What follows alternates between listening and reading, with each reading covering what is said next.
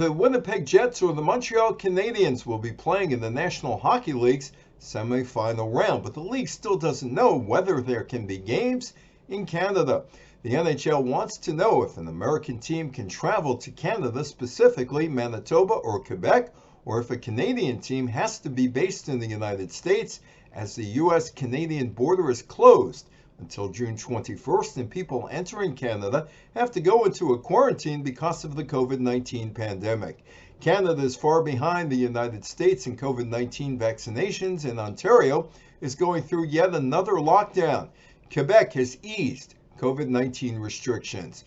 Just 6% of Canadians are fully vaccinated against COVID-19, but the Justin Trudeau government might be willing to make an exception for the NHL and allow a visiting team from the U.S. to fly into a Canadian city to play Stanley Cup playoff games without quarantine requirements. The NHL wanted to know by June 1st whether the Canadian government would change its ruling.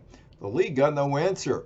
The country did make an exception for the NHL by cutting down the quarantine to 7 days for players who were traded to a North Division team this year. The North Division housed all 7 Canadian teams in 2020-2021. In March, Canada opened quarantine hotels for international flights landing in the country. Earlier this week, one New York Congressman, Brian Higgins, and 2 Canadian MPs, Wayne Easter and Nathaniel Erskine Smith, pushed to open the border.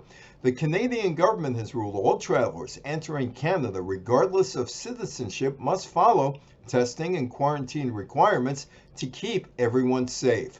The Wilson Task Force on Public Health and the U.S.-Canadian border has no guidelines to reopen the border. I'm Evan Weiner.